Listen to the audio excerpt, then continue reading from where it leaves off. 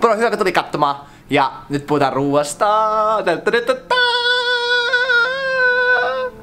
Tästä tulee kaikista legendaarisin video tähän asti. We ready? Yeah. Hyvät naiset ja herrat, Taco Bell on tulossa Suomeen.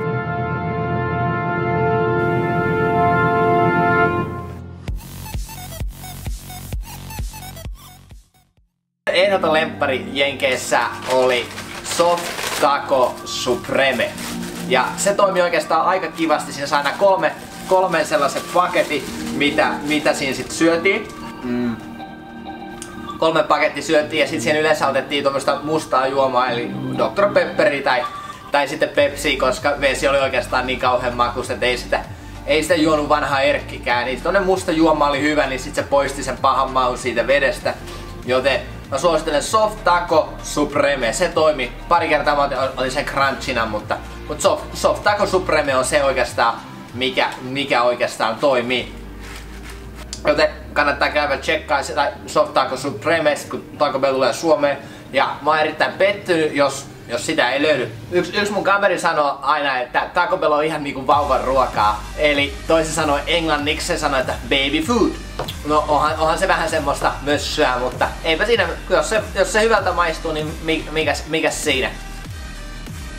Mut mä haluan erityisesti nyt mennä mun erittäin hienostuneihin ruokailutottumuksiini.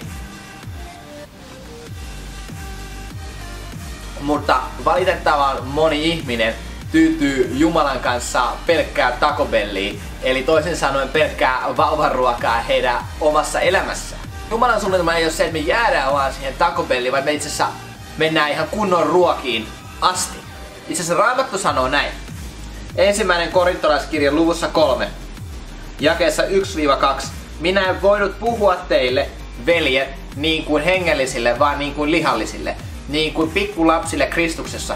Juotin teille maitoa, enkä antanut vahvaa ruokaa, sillä sitä ette olisi kestäneet. Ette kestäisi sitä vielä nytkään. Eli Jumalan suunnitelma on se, että sä et ainoastaan jää siihen Taco Belliin syömään pelkkää Taco Belliin, vaan se olisi saada kunnollista, hyvää, 100% lihaa sun elämään niin, että sä voit myös kasvaa. Ja se Taco Bell voi olla ei ihan hyvää, mutta on jotain parempaa. Että Jumalan suunnitelma sun elämän parana on se, että sä kasvat täyteen mittaan. Ja että sä teet ja täytät kaiken sen, mitä Jumala on varannut sun elämällesi. Etkä sä jää vaan siihen pelkkää vauvan ruokaa päivästä toiseen, vaan sä teet ja todella kaiken, ja Jumala on suunnitellut sun varalle. Niin että sä kasvat, sä meet ja susta tulee ja sä tulet tekemään asioita Jumalalle ja Jumalan valtakunnassa. Mut tiedätkö, vauvasta ei ole ihan hirveästi hyötyä. Ne vaan itkee ja sitten ne taas syö. Aikaisemmin todettiin, niin vauvasta ei ole hirveästi hyötyä, mutta mitä enemmän lapsi kasvaa, niin sitä hyödyllisemmäksi vauvasta tulee, sitä enemmän vauva kykenee myös samalla tekemään.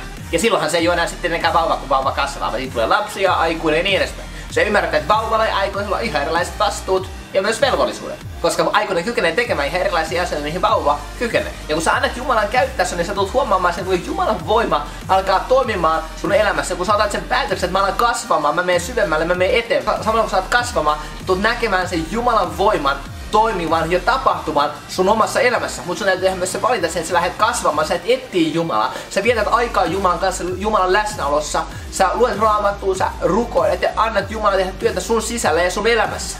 Joten yksi hyvä tapa, miten sä voit kasvaa sun elämässä on ja kerro jollekin ihmiselle Jeesuksesta. Se oli siinä. Ei tässä muuta. Ensi kertaa. Kiva kun olit katsomassa. Tilaa kanavaa. Kommentoi. Kerro mikä on sun lempi Taco Bell ruoka, jos olet koskaan syönyt Taco Bellia. Hyvää päivänjatkoa, se on moro.